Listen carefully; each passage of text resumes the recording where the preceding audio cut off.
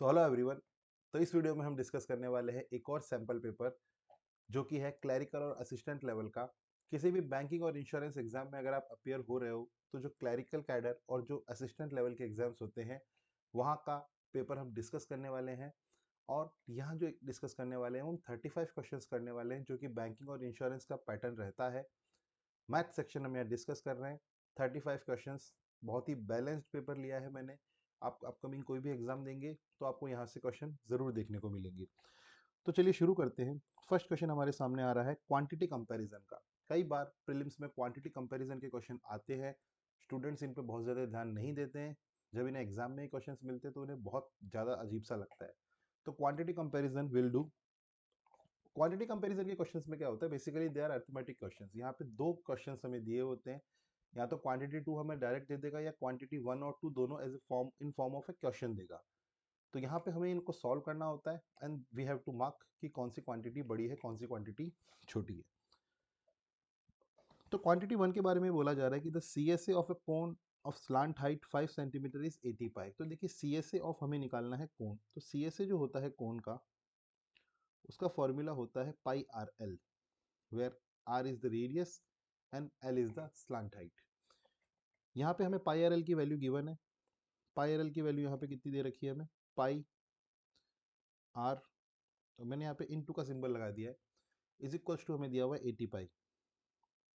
Slant height हमें पता है 5 है, तो यहाँ पे पाई से पाई मैं कट कर लेता हूँ। 5 R is equals to 80, R is equals to 16 centimetre. Okay, R is equals to 16 centimetre. Question में आगे ये बात बोली जा रही है कि the radius of the cone is equal to the side of a cube. मतलब जो रेडियस है, अब एक क्यूब है, उसकी जो साइड है वो भी 16 सेंटीमीटर है। तो मैंने क्यूब ले लिया और उसकी जो साइड ले ली वो मैंने 16 सेंटीमीटर ले ली। क्वेश्चन ये बोल रहा है find the surface area of the cube. तो क्यूब का सरफेस एरिया होता है 6a स्क्वायर। सरफेस एरिया जो होता है सी एस ए, है ना, 6a square, sorry T S A is equal to 6a square. Normally अगर सरफेस एरिया की बात कर रहे होते तो हम उसे टी एस ए ही कंसीडर करते हैं।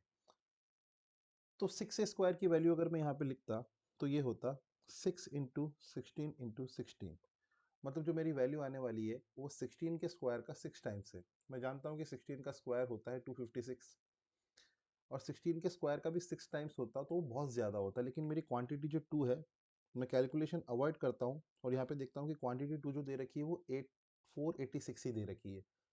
तो क्या करें हम ये देख लेते हैं कि जो क्वांटिटी 1 है वो वैसे भी बड़ी ही होने वाली है। कैलकुलेट किए बिना भी मैं बता सकता हूँ कि जो क्वांटिटी 1 है वो क्वांटिटी 2 से क्या होने वाली है, बड़ी होने वाली है।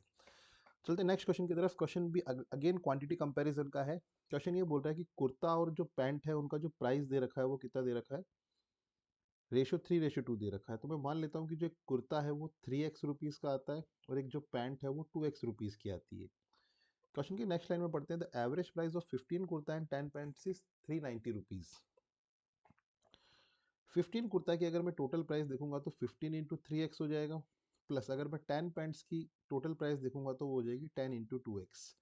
टोटल आर्टिकल्स जो मैंने लिए हैं वो 25 है, 15 प्लस 10। तो एवरेज निकालने के लिए क्या करते हैं, टोटल प्राइस को मैं रखता हूँ न्यूमरेटर, आर्टिकल्स को मैं रखता हूँ नीचे, दैट इज इक्वल टू 390। तो this is 45x plus 20x upon 25 is equal to 390।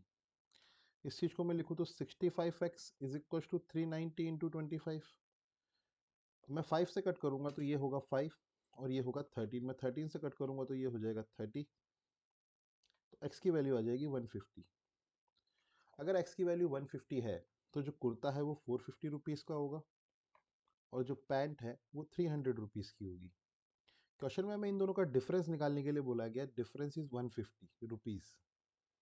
अगर मैं क्वांटिटी 2 की बात करूं तो क्वांटिटी 2 भी मुझे 150 ही गिवन है, तो यहाँ से मुझे पता लगता है quantity 1 is equal to quantity 2। Question number 3 पर चलते हैं। The two dice are rolled out, find the probability that number of one dice is multiple of 2 and number of another dice is a prime number. Question probability का है और यहाँ पे question हमें थोड़ा सा ना अच्छा दे दिया, क्योंकि इसने हमें बताया कि या तो इस पे भी हो सकता है और उस पे भी हो सकता है। इसने स्पेसिफिकली नहीं बताया। क्वेश्चन इजी होता अगर वो हमें बोल देता कि फर्स्ट वाली डाइस पे जो है 2 का मल्टीपल है और सेकंड वाली डाइस पे प्राइम नंबर है, लेकिन यहाँ पे ऐसा मेंशन नहीं किया गया। तो हमें दोनों ही केस कंसीडर करने होंगे। तो मैं यहाँ पे जो फर्स्ट चीज़ लिखता हूँ वो लिख लेता हूँ कि जो फर्स्ट वाली डाइस है उस पर मेरा क्या है, फर्स्ट वाली डाइस पे मैं ले लेता हूँ अपना 2 का मल्टीपल। तो यहाँ पे 2 हो सकता है। प्राइम नंबर क्या क्या आ सकते हैं, प्राइम नंबर एक तो 2 आ सकता है, एक 3 आ सकता है और एक 5 आ सकता है। 1 मत लेना, 1 प्राइम नंबर नहीं होता है। तो 2, 3 और 5 ही हो सकता है। तो यहाँ तो 2 के साथ 2, 2, 2, 4, 4, 4, 6, 6, 6। तो मैंने लिया है कि फर्स्ट डाइस पे 2 का कोई मल्टीपल आ रहा है ना। मैं आपको डिटेल में समझा देता हूँ। तो या तो इसके साथ 2 आ सकता है, या 3 आ सकता है, या 5 आ सकता है। या इसके साथ 2 आ सकता है, 3 आ सकता है, 5 आ सकता है, 2 आ सकता है, 3 आ सकता है, 5 आ सकता है। मैं ये कंसिडर कर रहा हूँ कि जो डाइस का फर्स्ट वाली डाइस है उस पर तो 2 का मल्टीपल आया है, और सेकंड वाली डाइस है उस पर आया है प्राइम नंबर। अब मैं केस को रिवर्ट कर देता हूँ कि फर्स्ट वाली डाइस पे आया है प्राइम नंबर, सेकंड वाली डाइस पे आया है 2 का कोई मल्टीपल। ऐसा केस होता तो यहाँ तो इसके साथ 2 आता, या इसके साथ 4 आता, या इसके साथ 6 आता, इसके साथ 2 आता, 4 आता, 6 आता, 2 आता, 4 आता और 6 आता। केवल यही केस मेरे पॉसिबल थे। 1, 2, 3, 4, 5, 6, 7, 8, 9, 10, 11, 12, 13, 14, 15, 16, 17, 18। 18 मेरे पास यहाँ पे क्या है, टोटल केसेस बन रहे हैं। लेकिन अगर आप ढंग से देखें तो ये वाला केस ना 2 बार रिपीट हो रहा है, तो मैं एक बार इसको अवॉइड कर देता हूँ। ये वाला केस 2 बार रिपीट हो रहा है, एक बार मैं इसे कैंसिल कर देता हूँ। आपको ये बात भी ध्यान होनी चाहिए कि कभी भी हम 2 डाइस अगर हम रोल करते हैं तो टोटल जो सैंपल स्पेस बनता है वो 6 टू द पावर 2 बनता है। अगर मैं एक डाइस रोल करता हूँ तो 6 to the power 1 that is 6 cases. 2 dices अगर मैं रोल कर रहा हूँ तो 6 to the power 2 that is 36। अगर मैं 3 डाइसेस रोल कर रहा हूँ तो 2 to the power 6 to the power 3 216। Probability निकालने के लिए हम क्या करते हैं, जो भी हमारी फेवरेबल आउटकम्स है उसको हम रखते हैं numerator, in that case they are 17, और जो टोटल हमारे सैंपल स्पेस है दैट इज 36। तो ये मेरा इसका आंसर होगा। अगर मैं क्वांटिटी 2 की बात करूँ तो क्वांटिटी 2 होगी 1/2। क्वांटिटी 2 क्या होगी, 1/2। तो पहली क्वांटिटी मेरी है 17/6, और दूसरी वाली 17/36, और सेकेंड क्वांटिटी मेरी 1/2। तो आप देखेंगे 1/2 इससे बड़ा है। कभी भी दो फ्रैक्शन को आपको कंपेयर करना है कि इन दोनों में से कौन बड़ा है, तो आप सिंपली इन्हें क्रॉस मल्टीप्लाई कर दीजिए। ये इससे मल्टीप्लाई कर दीजिए, ये इससे मल्टीप्लाई कर दीजिए, तो ये हो जाएगा 34, ये हो जाएगा 36। इफ 36 इज ग्रेटर मतलब इधर वाली फ्रैक्शन बड़ी थी, तो 1/2 बड़ा है। तो मेरी सेकेंड क्वांटिटी यहाँ पे बड़ी है क्वांटिटी 1 से। ओके, चलिए नेक्स्ट क्वेश्चन करते हैं। नेक्स्ट क्वेश्चन हमारे पास सीरीज के आ चुके हैं। रॉन्ग सीरीज हमको यहाँ पे दे रखी है। 122 दिया हुआ है, 171 दिया हुआ है, 228 दिया हुआ है, 291 दिया है, 336 दिया है एंड 447 दिया है। तो देखिए 122 और 225 228 को देख के मुझे कुछ कुछ समझ में आने लगा। 11 का square plus 1 is equal to 122, 13 का square plus 2 is equal to 171, because 13 का स्क्वायर होता है 169 प्लस 2।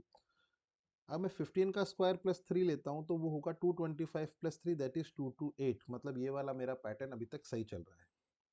मैं अब 17 का स्क्वायर प्लस 4 लूंगा तो 17 का स्क्वायर होता है 289, और इसमें मुझे 4 ऐड करना है। तो ऑब्वियसली ये नंबर कहाँ पे ख़त्म होगा, 3 पे ख़त्म होगा। तो यहाँ पे 293 आना चाहिए था, लेकिन क्वेश्चन में ये मुझे 291 दे रखा है। तो 291 is the wrong number in this series. ठीक है, बेसिक पैटर्न है जो यहाँ पे एक नंबर छोड़ के एक नंबर ऑल्टरनेट नंबर का स्क्वायर प्लस 1 प्लस 2 प्लस 3 लिया गया है।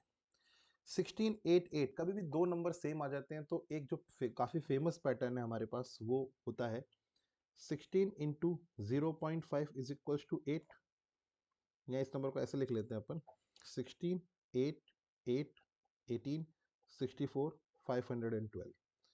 यहाँ से यहाँ पहुँचने के लिए हमने मल्टीप्लाई किया 0.5, यहाँ से यहाँ पहुँचने के लिए हमने मल्टीप्लाई किया 1, यहाँ से यहाँ पहुँचने के लिए हम ऑब्वियसली 2, अगर हमारे पैटर्न में 2 होना चाहिए था तो मैं इसे 2 करके देख लेता हूँ तो ये हो जाता है 16, और यहाँ से यहाँ पहुँचने के लिए मल्टीप्लाई बाई 4, और यहाँ से यहाँ पहुँचने के लिए मल्टीप्लाई बाई 8।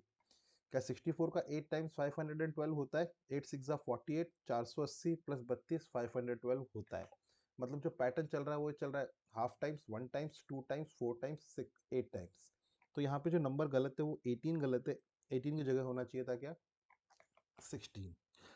चलिए तो नेक्स्ट क्वेश्चन पे चलते हैं। 81 76 86 पहले सीरीज डिक्रीज हुई, फिर वापस इंक्रीज हुई, फिर डिक्रीज हुई, फिर वापस इंक्रीज हुई, फिर वापस डिक्रीज हुई। एक बार हम डिफरेंस निकाल के देख लेते हैं। 81, 76, 86, 66, 106 एंड 47।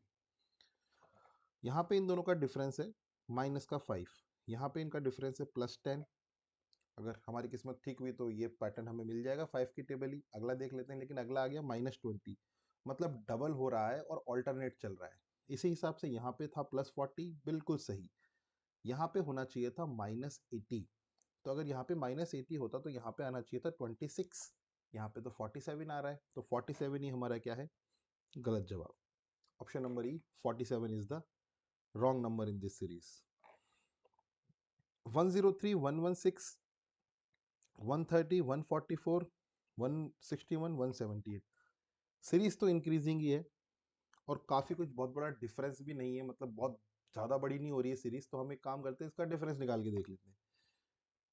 116, 130, 144, 161, 178। डिफरेंस निकाला तो यहाँ पे आया 13, यहाँ पे आया 14, यहाँ पे आ रहा है कितना, अगेन 14।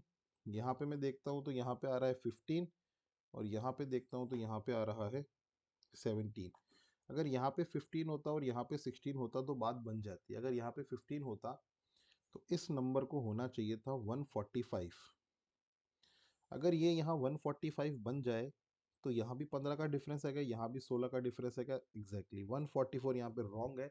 अगर मैं इस 144 को 145 से रिप्लेस कर देता हूँ तो 13, 14, 15, 16, 17 का यहाँ पे डिफरेंस बन रहा है और बात बन जाएगी। वैसे रॉन्ग सीरीज थोड़ी सी ज़्यादा मुश्किल रहती है मिसिंग सीरीज से। मिसिंग सीरीज में क्या होता है, हमें थोड़ा सा पता लगता है कि जो है वो तो सही है। अब यहाँ पे क्या कुछ भी गलत हो सकता है। तो सीरीज के अगले क्वेश्चन पे चलते हैं। क्वेश्चन नंबर 8 हमारे सैंपल पेपर का। 9, 7, 15, 44, 175, 874। 9, 7, 15, 44, 175, 874। तो देखिए कोई सेंस नहीं बनती यहाँ पे डिफरेंस निकालने का, क्योंकि अचानक से बहुत ज्यादा बड़ी सीरीज हो रही है, तो जरूर जरूर कुछ ना कुछ यहाँ पे मल्टीप्लाई हो रहा होगा। ठीक है, 7 को मैं डबल करके +1 करूं तो भी बात नहीं बनेगी। 9 को मैं इंटू 1 करके -1 करूं, देखो 44, 175 का कितना टाइम्स हो रहा है, 45। 45 को मैं करता 3 टाइम्स नहीं।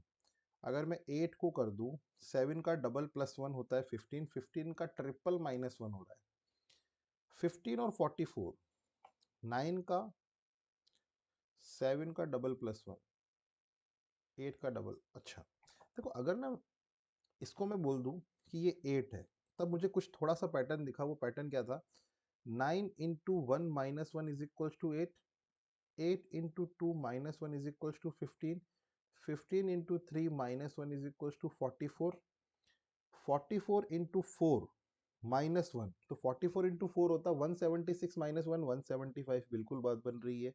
175 इंटू 5 -1। अब मैं ये चेक नहीं करता हूँ, ये ठीक ही रहा होगा। लगभग लगभग मुझे लग भी रहा है कि 175 का 5 गुना 800 के करीब होता है, तो 8 ही मेरा है ना, 7 की जगह मेरा 8 होना चाहिए था। That makes my answer option number E. Arithmetic का क्वेश्चन आ चुका है। क्वेश्चन ये बोल रहा है कि A can complete of work in 6 days, B can complete the same work in 10 days. A किसी काम को कितने दिन में कर रहा है, 6 डेज में कर रहा है। बी किसी काम को कितने दिन में कर रहा है, 10 डेज में कर रहा है। ओके, अगर मैं इन दोनों को एलसीएम लेता हूँ तो टोटल वर्क को मैं मान लेता हूँ 30, टोटल वर्क को मैं मान लेता हूँ 30। इसका मतलब है कि जो ए है वो एक दिन में 5 यूनिट्स ऑफ वर्क कर रहा है, और जो बी है वो एक दिन में 3 यूनिट्स ऑफ वर्क कर रहा है। क्वेश्चन ये बोल रहा है कि सी ने 2000 रुपये लिए आउट ऑफ टोटल 10,000। देखिए एक बात आपके लिए जानना बहुत ज़रूरी है कि जो वेजेस जिस रेशियो में मिलते हैं वो एफिशिएंसी का ही रेशियो होता है। तो यहाँ पे मैं देखूँ तो 1/5 2000 आउट ऑफ 10,000 अगर मुझे मिल रहा है, मतलब 1/5 पोर्शन किसको मिल रहा है, सी को मिल रहा है। ठीक है, 1/5 पोर्शन किसको मिल रहा है, सी को मिल रहा है। तो यहाँ मैं देखता हूँ ए प्लस बी में जो टोटल मिलके काम किया है वो 8 किया है ना, और यहाँ पे जो सी ने काम किया है वो कितना किया है वो मुझे निकालना है। ठीक है, तो अगर मैं ये देखूँ, या एक काम करता हूँ, मैं इसको 1/2/10 ही ले लेता हूँ, मेरे लिए ज़्यादा ईजी होगा। 2/10, 2/10 ले लेता हूँ। अगर किसी को 2/10 पैसा मिल रहा है, मतलब अगर 10 काम करना था तो 2 सी ने किया। अगर टोटल वर्क 10 था तो आउट ऑफ दैट 2 किसने किया? सी ने किया। और यहाँ पे मुझे पता है ए और बी ने 8 किया होगा, तो यहाँ पे सी ने 2 किया। इसका मतलब दोनों का ए प्लस बी प्लस सी का सम होना चाहिए था 10। उसमें से 8 काम किसने किया? ए प्लस बी ने किया, और 2 काम किसने किया? सी ने किया। मतलब सी की एफिशिएंसी 2 रही होगी।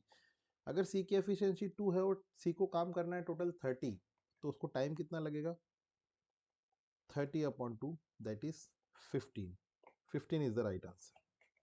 ठीक है, आप इसको वैसे भी कर सकते थे, 1/5 से भी कोई इशू नहीं था, वहां पे शायद थोड़ा डेसिमल आ जाता। तो अगर 2 से 1/5 लेते, मतलब आधा करना पड़ता बेसिकली हमें। तो मुझे 8 दिख गया, तो मुझे लगा कि 8 से ही ज़्यादा फिजिबल है। 2/10 में से 10 अगर टोटल काम है, तो उसमें से 8 किसने किया? ए प्लस बी ने। तो उसी प्रपोर्शन में अगर मैं सी को देखूंगा तो सी ने 2 काम किया होगा।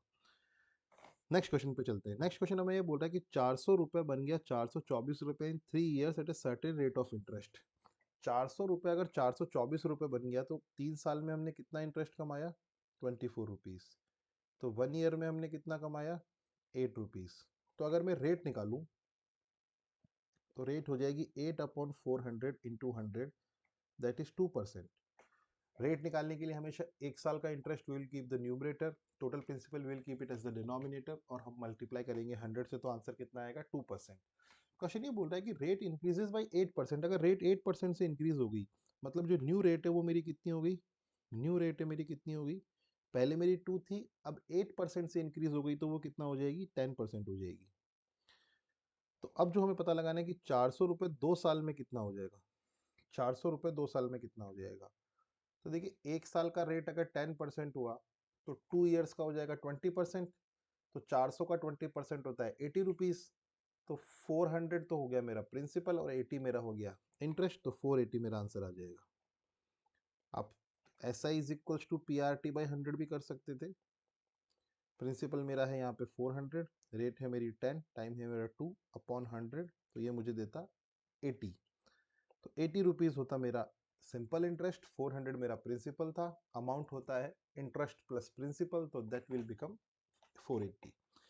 क्वेश्चन नंबर 11 की बात करते हैं। क्वेश्चन नंबर 11 परमुटेशन का क्वेश्चन है। In how many ways we choose 7 members from 5 men and 4 women such that the number of women can only be a multiple of 2? Permutation and combination chapter में हम ये concept बार बार पढ़ते ही है। मेरे मेरे पास 7 members है, ठीक है। मुझे 7 मेंबर्स सेलेक्ट करने हैं। मेरे पास मैन कितने हैं? 5 मैन है, और मेरे पास वुमेन है 4 वुमेन। मुझे एक सिलेक्शन करना है जिसमें जो वुमेन है, दैट वो हमेशा 2 के मल्टीपल में होनी चाहिए। मतलब मैं 2 ही केसेस बना सकता हूँ। या तो मैं 5 ले लूँ मैन और 2 ले लूँ वुमेन, या मैं 4 ले लूँ वुमेन और 3 ले लूँ मैन। ये 2 ही केसेस पॉसिबल है, क्योंकि वुमेन जो है मुझे 2 के मल्टीपल में रखनी है। तो ये मेरा केस नंबर 1 हो गया, ये मेरा केस नंबर 2 हो गया। अब मुझे करना है सिलेक्शन, और सिलेक्शन के टाइम पे हम क्या करते हैं? कॉम्बिनेशन का यूज करते हैं। तो 5 मैन में से मुझे 5 मैन लेने। फर्स्ट केस मेरा होगा 5 मैन में से मुझे 5 मैन लेने, एंड 4 वुमेन में से मुझे 2 वुमेन लेनी है। या तो पहला वाला केस, और का मतलब प्लस 5 मैन में से मुझे लेने 3 मैन, इनटू 4 वुमेन में से मुझे लेनी 4 वुमेन। एनसीआर का फॉर्मूला आप लोगों को जानना चाहिए। वैसे एनसीआर का फॉर्मूला होता है n factorial upon r factorial into n minus R factorial. ठीक है, अगर आपको ये बात नहीं पता तो मैं आपको तरीका बता देता हूँ। देखिए, 5C5 4C4 ये तो 1 ही रहे होंगे, ये भी 1 होता है और ये भी 1 होता है। ठीक है, ये दोनों ही 1 1 होते हैं। तो 4C2 को मुझे सॉल्व करना है, तो मैं ऊपर लिखूंगा 4 इंटू 3 और नीचे लिखूंगा 2 इंटू 1। 2 बार था ना, नीचे 2 था, तो मैंने 4 को उल्टी 3 से मल्टीप्लाई किया, और जो नीचे 2 था उसको भी 2 से किया। अगर मैं 5C3 की बात करता हूँ, तो 5 इंटू 4 इंटू 3 3 बार मेरे को मल्टीप्लाई करना है। 5 4 3, क्योंकि नीचे 3 था, और 3 को भी उल्टा ले जाना है, 3 2 1। तो यहाँ से आप इसे कैंसिल करेंगे, 2 आएगा, तो पहली वाली वैल्यू 6 हो गई। इसको आप देखेंगे तो ये हो जाएगा 2, ये हो जाएगी 10। तो फर्स्ट इज 6, सेकंड इज 10, तो सम कितना हो जाएगा? 16 हो जाएगा। Question number 12 quadratic equation inequalities के क्वेश्चन अब आ चुके हैं। पहला क्वेश्चन हमें कह रहा है 14x cube is equal to 378, x cube is equal to 378 upon 14। 7 से मैं कट करता हूँ तो 7 से पहली बार कट होगा 5 टाइम्स, फिर 4, फिर 2 और ये हो जाएगा 27। तो x की वैल्यू आ जाएगी 3। ठीक है, 27 Y square is equal to 243। तो ये 27 का 9 टाइम्स होता है ना, 7 × 50 9 टाइम्स होता है। तो वाई स्क्वायर की वैल्यू आ गई 9, तो वाई की वैल्यू आएगी +-3। याद रखिएगा, वाई की वैल्यू +3 नहीं होगी, +-3 होगी। तो एक्स की मेरे पास दो वैल्यू है, 3 एंड 3। वाई की वैल्यू एक वैल्यू मेरे पास 3 है और वाई की एक वैल्यू मेरे पास -3 है। तो आप देखेंगे कि एक्स हमेशा बड़ा है, लेकिन एक बार ये बराबर भी है। That means X is greater than equal to Y will be my answer. Option number D. Next question पे चलते हैं। एक्स स्क्वायर की वैल्यू अगर 225 है तो एक्स की वैल्यू होगी +-15 और माइनस। वैसे मैंने आपको सिंबल बताया, लेकिन एक बार मैं वापस बता देता हूँ। कभी भी मेरी क्वाड्रेटिक इक्वेशन में सिंबल्स होते हैं, अगर प्लस माइनस तो मेरे रूट्स के भी सिंबल होते हैं प्लस माइनस। अगर ये प्लस प्लस होते हैं तो ये माइनस माइनस होते हैं। अगर ये माइनस माइनस होते हैं तो रूट्स होता है माइनस प्लस। और अगर ये माइनस प्लस होता है तो ये होता है प्लस प्लस। ये रूट्स के सिंबल आप ध्यान रखिएगा। तो मैं बात करता हूँ यहाँ पे माइनस माइनस अगर मेरे पास है तो मेरा माइनस प्लस होने वाला है। और ये ऐसे दो नंबर चाहिए जिनका सब्ट्रैक्शन होना चाहिए 3 और मल्टीप्लिकेशन होना चाहिए 24, 4 एंड 7। एक्स की वैल्यू थी +15 एंड -15। तो आप यहाँ पे देखेंगे कि ऊपर भी प्लस माइनस है और नीचे भी प्लस माइनस है। ऐसा केस कभी भी होता है तो हमारा आंसर हमेशा क्या होता है, relationship can not be established. क्योंकि एक बार एक्स बड़ा होगा एक बार वाई बड़ा होगा तो ये बात हमारी ना कुछ जमेगी नहीं। नेक्स्ट क्वेश्चन पे चलते हैं। प्लस माइनस का हमारा प्लस माइनस हो जाएगा, प्लस प्लस का क्या हो जाएगा, माइनस माइनस। ऐसे दो नंबर जिनका मल्टीप्लिकेशन 8 हो और सब्ट्रैक्शन 2 हो, 2 और 4। ऐसे दो नंबर जिनका एडिशन 3 हो और मल्टीप्लिकेशन 2 हो, 1 और 2। मैं जब कंपेयर करूंगा तो ये मेरी x की वैल्यूज आ गई, ये मेरी y की वैल्यूज आ गई। मैं कंपेयर करूं तो यहाँ पे कौन बड़ा है, x बड़ा है। और यहाँ पे कौन बड़ा है, y बड़ा है। एक बार x बड़ा है एक बार y बड़ा है। मेरा आंसर क्या हो जाएगा, relationship can not be established. Next question पे चलते हैं। X square -22x + 72, minus plus is plus plus, है ना, और plus plus is minus minus. तो आप देखेंगे कि दोनों ही केसेस में एक्स ही बड़ा होने वाला है, क्योंकि ये तो क्वेश्चन मुझे सॉल्व करने की जरूरत नहीं है। दोनों ही केसेस में जो एक्स के सिंबल है वो पॉजिटिव है और वाई के सिंबल नेगेटिव है। तो इन एनी केस हमेशा क्या बड़ा होगा, एक्स ही बड़ा होगा। सॉल्व करने की कोई जरूरत ही नहीं है। कभी कभी क्या होता है, हम लोग ज़्यादा दिमाग लगाने लगते हैं कि 252 आ गया कैसे स्प्लिट करेंगे, है ना। ऑप्शंस से आंसर देना है हमको, रूट सॉल्व नहीं करने। इनइक्वालिटीज बहुत इजी टॉपिक है। अगर आपको सिंबल वाला फंडा पता है, आपको डिटेल में अगर और ये टॉपिक पढ़ना है तो मैंने यूट्यूब पे पूरा ये सेशन डाल रखा है। सारे के सारे मैंने ऑफलाइन क्लासेस की रिकॉर्डिंग डाल रखी है, आप वहाँ से ज़रूर इनको देखिएगा। नेक्स्ट क्वेश्चन, डेटा इंटरप्रिटेशन का क्वेश्चन हमारे सामने आ चुका है। एक जो ग्राफ है हमारे पास वो 3:2 में हमें मेल और फीमेल एम्प्लॉयज दे रहा है। क्वेश्चन पूछ रहा है कि न्यूली ज्वाइन मेल निकालिए। देखिए 3:2 का मतलब हो गया 3/5, मतलब 60%। मतलब जितने भी लोग आए हैं उसका 60% मेल है और वो हर ईयर में सेम है। तो मैं इंडिविजुअली 60% नहीं निकालता हूँ, मतलब 3/5 नहीं निकालता हूँ, और मैं सबको पहले ऐड कर लेता हूँ, फिर मैं उनका क्या निकाल लूंगा, 60% या 3/5। तो सबको ऐड करूंगा तो ये हो गया 4 4 4 5 6 7 8 9 10 11 12 13, 1300, 1400, 1480, 1540, मतलब 1540 टोटल लोग है। इसका मुझे निकालना है 3/5। तो ये हो जाएगा 308। तो ये हो जाएगा 924। 924 मेरे क्या हो जाएंगे, टोटल मेल हो जाएगी। नेक्स्ट क्वेश्चन, 2022 के अंदर जो मेल और फीमेल है उसके बीच का मुझे डिफरेंस निकालना है। 2022 में टोटल लोग कितने हैं, 380। 380 टोटल लोग हैं और मुझे रेशो में स्प्लिट करना है 3:2 में, और इनके बीच का डिफरेंस है 1। तो 380 की वैल्यू 5 और मुझे 1 की वैल्यू निकालनी है, बिकॉज 1 ही मेल और फीमेल का डिफरेंस है। आप इस क्वेश्चन को थोड़े लंबे तरीके से करना चाहते हो तो आप पहले मेल निकाल लो इंटू 3 करके, फिर इंटू 2 करके फीमेल निकाल लो, फिर इन दोनों को माइनस कर लो। तो ये हो जाएगा 7 और फिर हो जाएगा 6। तो 76 मेरा क्या हो जाएगा, आंसर हो जाएगा 7 5 35 with 36. The ratio of the male employees joined in 2020 to the female employees joined in 2019. तो देखिए 2020 के अंदर जो लोग आए हैं वो आए 320 और मेल निकालने हैं तो इंटू 3/5 रेशियो। 2019 के अंदर जो टोटल लोग आए वो 180 और फीमेल्स हो जाएगी 2/5। 5 से 5 कट, 0 से 0 कट, 3 से कट होगा ये 6 टाइम्स तो ये हो जाएगा 32:12। मैं 4 से कट करूँ तो 3 टाइम्स, 4 से कट करूँ तो 8 times, 8:3। Option number C is the right answer. Next question पे चलते हैं। In 2020, the number of male employees is how much percent more than the number of female employees in 2013? कभी भी नंबर निकाल के सब्ट्रैक्शन मत करना, रेशियो निकाल के इस क्वेश्चन को अप्रोच करो, काफी इजी पड़ेगा। ठीक है, चलिए। तो क्वेश्चन ये बोल रहा है कि mail employees is how much percent more. 2020 के मेल एम्प्लॉयज, 2020 के टोटल एम्प्लॉयज 320 है, मेल निकालने के लिए 3/5। फीमेल एम्प्लॉयज टोटल एम्प्लॉयज 400 है और फीमेल एम्प्लॉयज निकालने के लिए 2/5। 5 से 5 कट किया, 0 से 0 कट किया, 8 4 ज़ा 32, 8 5 ज़ा, है ना, तो ये 2 से ये 2 कट किया तो ये हो गया 6:5।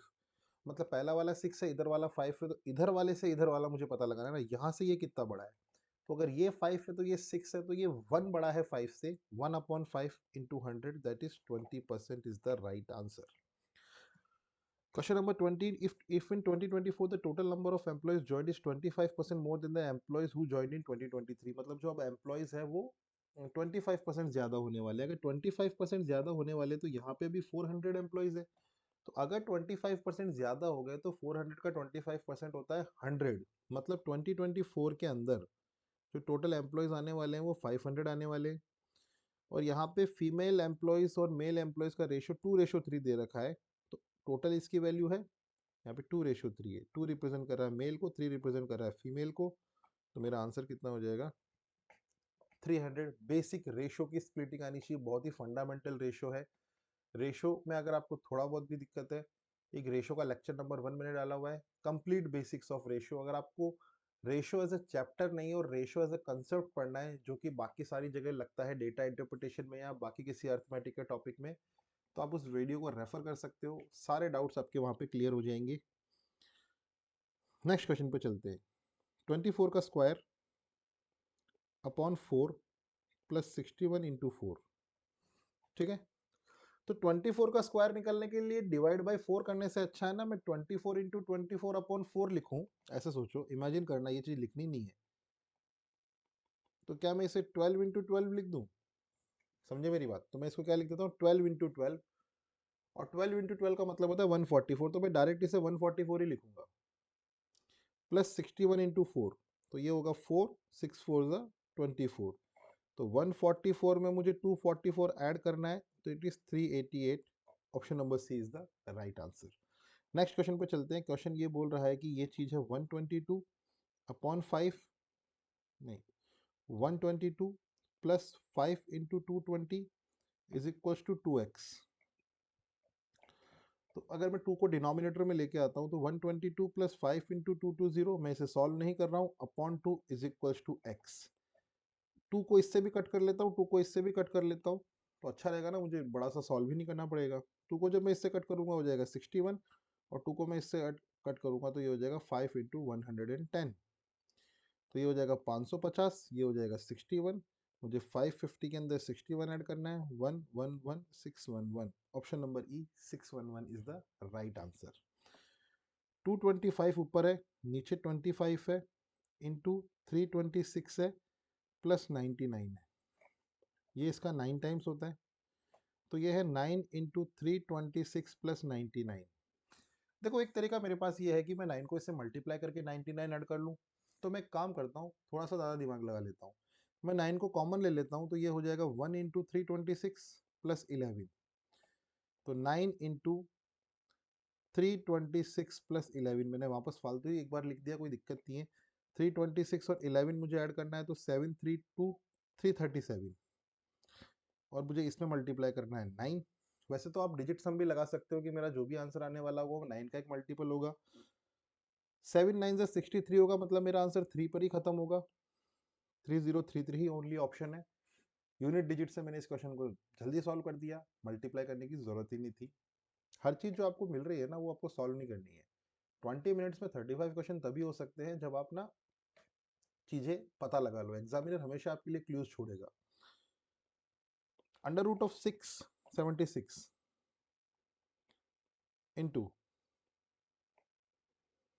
Under root of 1764 plus under root of 784 is equals to 5x। ठीक है, 676 जो होता है वो 26 का होता है, अंडर रूट स्क्वायर होता है, मतलब 1764 मुझे निकालना है। देखिए, हालांकि स्क्वायर रूट कैसे निकालते हैं मैंने आपको सिखा रखा है, एक वीडियो में मैंने बताया था डिटेल में कि स्क्वायर रूट कैसे निकालते हैं, लेकिन फिर भी मैं थोड़ा सा अंदाजा लगाऊं तो 40 का स्क्वायर होता है 1600, 45 का स्क्वायर होता है 2025, इन दोनों के बीच में ये आ रहा है, तो ये पक्का पक्का 42 का ही स्क्वायर होगा, क्योंकि केवल 42 का ही स्क्वायर ऐसा है जो इन दोनों नंबर्स के बीच में है और 4 पर एंड होता है, प्लस और ये होता है 28 का इज इक्वल्स टू 5x। तो ये हो जाएगा 26 इंटू 42 प्लस 28 अपॉन 5, और इसकी वैल्यू मुझे कैलकुलेट करनी है। तो 26 को मुझे मल्टीप्लाई करना है 42 से, तो ये हो जाएगा 8, 24 और 4 कितना होता है 28, और 6 2 जा होता है 12, तो ये होगा 2 9 10 1092। 1092 में मुझे ऐड करना है 28 और डिवाइड करना है 5 से। 1092 28 0 1 2 1 1 1 1120 1120 अपॉन 5, 2 टाइम्स किया 10, 2 टाइम्स किया 10, अगेन 4 टाइम्स किया 224, मेरा क्या हो जाएगा, आंसर हो जाएगा 449 माइनस 230, ठीक है, अपॉन 15% ऑफ 120। तो 15% ऑफ 120 मुझे निकालना है, तो 120 का 10% होता है 12, 5% होता है 6, तो 12 प्लस 6 हो जाएगा 18, मतलब नीचे तो आ जाएगा 18। ऊपर में देखूँ तो 449 में से मुझे 230 को सब्ट्रैक्ट करना है, तो 9 ये हो गया, 1 ये हो गया और 2 ये हो गया, 219 ऊपर आ गया। अगर अपन बात करें तो आंसर ऑब्वियसली 10 से तो बड़ा ही होगा, तो मेरा आंसर 9 तो कभी पॉसिबल नहीं होगा। अब मैं बात करता हूँ 18 की टेबल को मैं पढ़ूंगा तो 10 टाइम्स में 180 होता है, मतलब इस चीज को अगर मैं बाइफरकेट करके लिखूँ तो ये हो जाएगा 180 प्लस 39 अपॉन 18, ऐसे लिख सकता हूँ मैं इसे। ये चीज होती है 10 और ये चीज होती है 2 से थोड़ी सी ज्यादा, मतलब मैं 12 टाइम टेबल्स पढ़ूंगा ना, तभी मैं इसके अप्रोक्सीमेट पहुंच पाऊंगा। 12 इज द राइट आंसर। ठीक है, 12 is the right answer. Question number 26 पे चलते हैं। क्वेश्चन नंबर 26 ये बोल रहा है कि दो नंबर है ए और बी, उनका रेशो है 2:3 और इन दोनों का रेशो है 3:5। इन तीनों का सम कितना दे रखा है 900। तो 5 प्लस 3 प्लस 2, 10 की वैल्यू मुझे दे रखी है 900। वैसे मुझे निकालने की जरूरत ही क्यों है। First number is what percent of the third number पूछा है, पहला नंबर थर्ड नंबर का कितना परसेंट होगा, तो ये हो जाएगा 40%।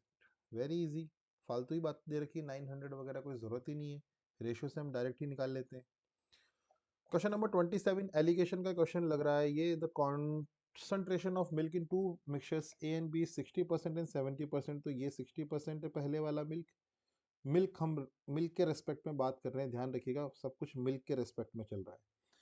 मिक्सचर्स ए और बी को 3:1 में मिक्स किया गया, तो यहाँ पे मुझे बीच में कोई चीज़ क्वांटिटी मिलने वाली है।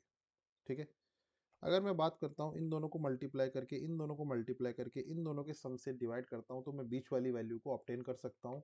कभी भी आपको एलिगेशन में बीच वाली वैल्यू ऑब्टेन करनी हो तो आप इन दोनों को करो मल्टीप्लाई, फिर इन दोनों को करो मल्टीप्लाई, फिर इन दोनों को कर दो ऐड, फिर डिवाइड कर दो इन दोनों के सम से। मैं लिख के बताता हूँ, 3 into 60% plus 1 into 70% upon 3+1।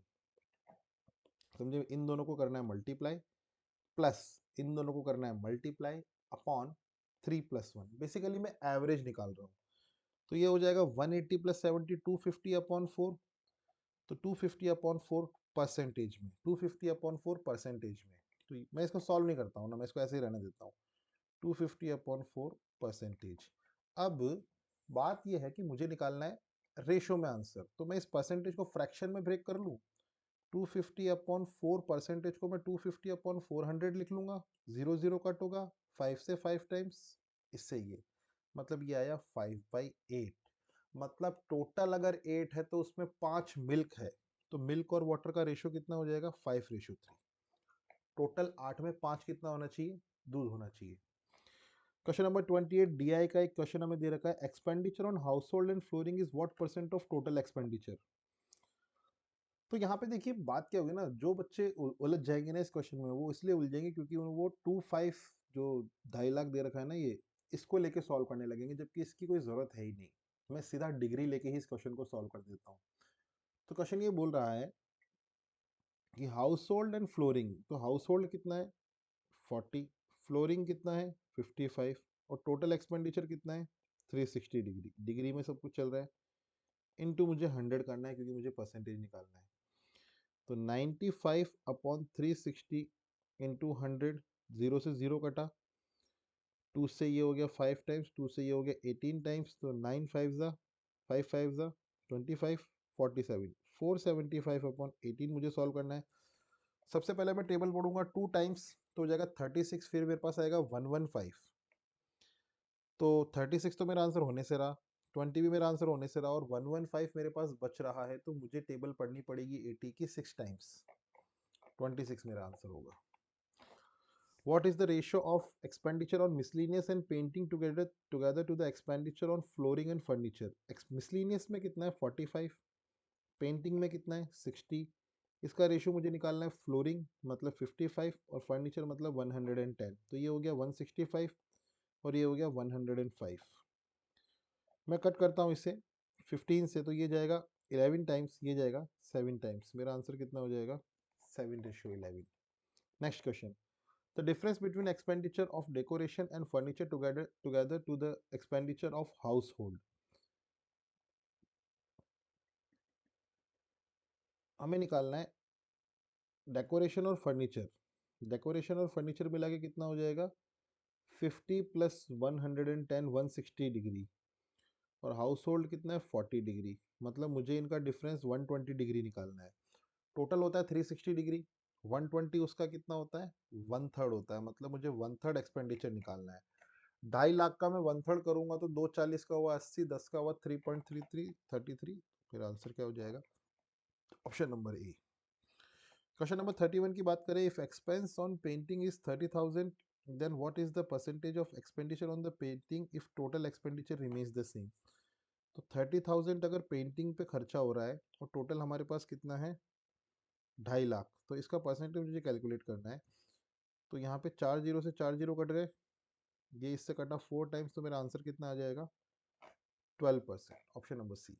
Next question, if the expenditure on each decoration and household is increased by 20% in 2008, the total expenditure on decoration and household in 2008। अच्छा, 2007 का हमें ग्राफ दे रखा है, तो जो डेकोरेशन है वो भी 50 डिग्री है, 20% से बढ़ गई तो 60 डिग्री हो जाएगी। हाउस होल्ड हमें अभी दे रखा है 40 डिग्री, अगर 20% से बढ़ गया तो 48 डिग्री हो जाएगा। तो ये जो टोटल एक्सपेंडिचर हो गया ये 108 डिग्री हो गया, टोटल 360 का, तो 108 अपॉन 360 इंटू 100, 0 से 0 कट किया, 36 का 3 गुना होता है 108, तो आंसर कितना आ जाएगा? 30%। 30% मुझे किसका निकालना है? 2.5 लाख का निकालना है। 2.5 लाख का 10% होता है 25,000, तो 30% कितना होगा? 75,000। ठीक है, चलिए नेक्स्ट क्वेश्चन करते हैं। Pankaj and Shubham started their journey at the same time from the same place with speed of 50 and 60। अच्छा, मतलब डिस्टेंस इज इक्वल टू होता है स्पीड इनटू टाइम। इस क्वेश्चन में डिस्टेंस मेरा क्या है? कांस्टेंट है। अगर मेरा डिस्टेंस कांस्टेंट रहेगा तो स्पीड और टाइम का जो रेशियो होगा वो इन्वर्स होगा। तो स्पीड का जो रेशियो दे रखा है यहाँ पे, वो हमें दे रखा है 50:60, तो इसको मैं कर देता हूँ 5:6। तो जो टाइम का रेशियो होगा वो होगा 6:5। क्वेश्चन में इन दोनों के बीच का डिफरेंस है 1, और 1 की वैल्यू दे रखी है 20 मिनट्स। अगर 1 की वैल्यू 20 मिनट्स है तो ये जो 6 है ना, इसकी वैल्यू होगी 120 मिनट्स। पहला वाला पंकज है मेरा, दूसरा वाला शुभम है, इसका मतलब पंकज कितना चल रहा है? 120 मिनट्स चल रहा है। मतलब पंकज ने जो टाइम ट्रेवल किया है, पंकज की स्पीड मेरे पास थी 50 किलोमीटर पर आवर, और पंकज का जो टाइम है वो 2 आवर्स है। तो डिस्टेंस होता है स्पीड इनटू टाइम, जो कि कितना हो जाता है? 100 किलोमीटर। क्वेश्चन नंबर 34 पे चलते हैं। चुन्नू ने डेयरी स्टार्ट की, इन्वेस्टमेंट किया चुन्नू और ये है मुन्नू, चुन्नू मुन्नू। इन्वेस्टमेंट तो ये कैपिटल का रेशियो होगा पहले, कैपिटल, और ये होगा टाइम का रेशियो। पार्टनरशिप का बेसिक फंडा में पता ही है, कैपिटल, टाइम और प्रॉफिट हमें इसके नीचे निकालना है। प्रॉफिट का रेशियो दे रखा है 3:1। टाइम में चुन्नू की बात करें तो चुन्नू तो 12 महीने ही रहा है और ये एक्स मंथ्स के लिए रहा है। कैपिटल इसकी थी 60,000 और इसकी थी 40,000। ठीक है, तो प्रॉफिट शेयरिंग रेशियो होता है कैपिटल इनटू टाइम, मतलब इन दोनों को मल्टीप्लाई करना और इन दोनों को मल्टीप्लाई करना, उसका रेशियो किसके बराबर होगा? 3:1 के बराबर होगा। तो इन दोनों का अगर मैं सेपरेट रेशियो निकाल लूँ तो कितना हो जाएगा? 3:2 हो जाएगा। तो मैं 6:4 ही ले लेता हूँ, यहीं कट कर लूंगा मैं। 6 into 12/4 into X is equal to 3/1। ठीक है, तो 4 से कटेगा 3 टाइम्स, 3 से कटेगा 3, तो x की वैल्यू कितनी आ जाएगी? 6। मतलब जो मुन्नू है वो 6 महीने बाद आया था।